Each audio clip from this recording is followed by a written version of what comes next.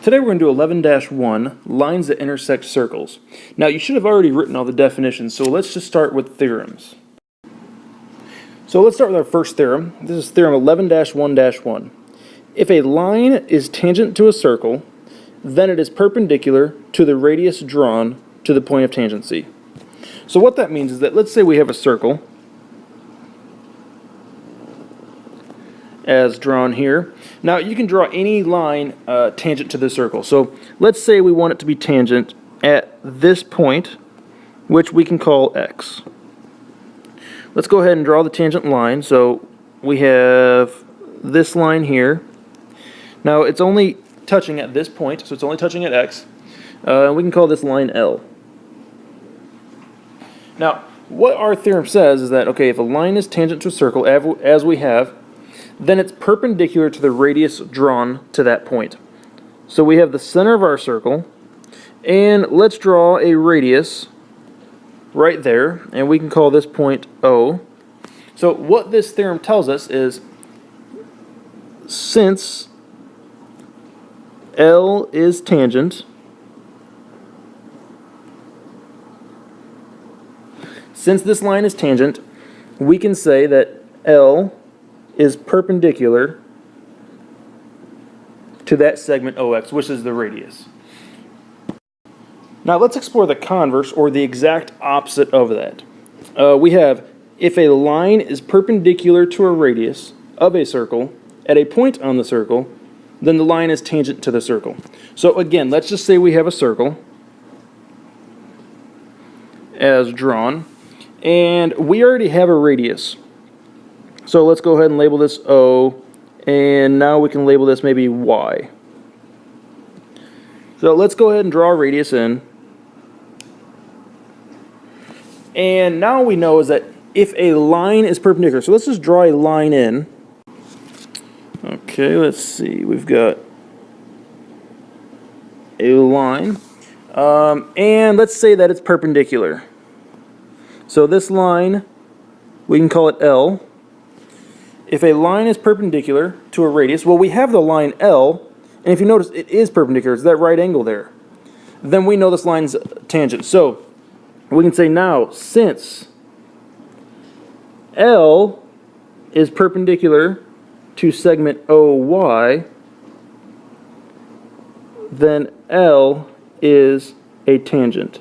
So if you look back, that's the exact opposite of our last theorem. Our last theorem started with, if L is a tangent, then that.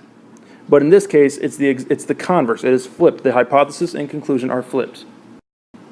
So not necessarily related to those theorems, but we have an example here. This is kind of just dealing with almost definitions of, we're trying to identify different things. So first we're going to find the length of each radius. Then we're going to identify the point of tangency. And we're going to write the equations on the tangent line at this point.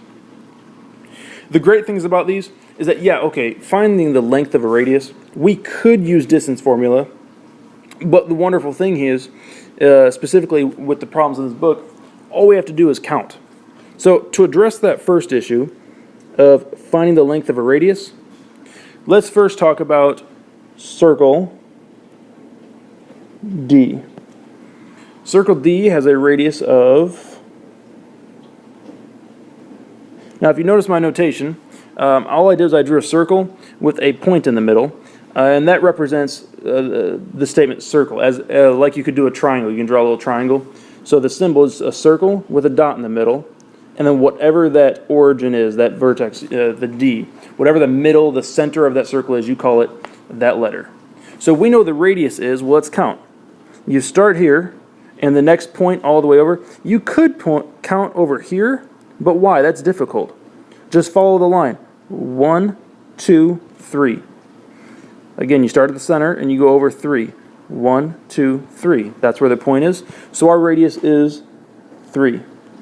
Now let's talk about circle C. So again, it's a circle with this dot in the middle, and we call it C because C is in the middle. So look in here. We start in the middle.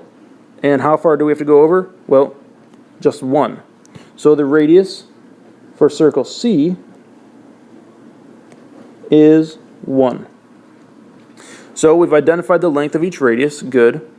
Now let's identify the point of tangency. So where do these lines touch? Where do these circles touch? All we have to do is, again, just look at it. It appears that they touch right here. What's that point? You go over 2. Your x-coordinate is, again, we are looking for x comma y. Our x-coordinate appears to be 2, and your y-coordinate is -1. So the point of tangency is 2, -1. And now the third question, and I would say the most difficult. Write the equation of the tangent line at this point. Luckily for this book, all of these lines are going to be horizontal or vertical. So that's the first question you should probably be asking is this horizontal or vertical? Now that's going to guide you to what to do next. So since this one is horizontal, we will say y equals. If it were vertical, then you would say x is equal to. So I'll go ahead and write that down. If it's horizontal, you write y is equal to. If it's vertical, you're going to write x is equal to. It's almost opposite, since horizontal you would usually think is with x's. Well, it's the opposite. Now you're talking about y's. So what is y equal to? Well, really all you need to think about is what's the y-coordinate? It's -1. So the equation is y is equal to -1. Which makes sense if you think back to Algebra 1, because that means at all these points, 1 below the x-axis, so when the y-coordinate is -1, that is the line that we are talking about. So we have our three questions answered. So we are finished with this example.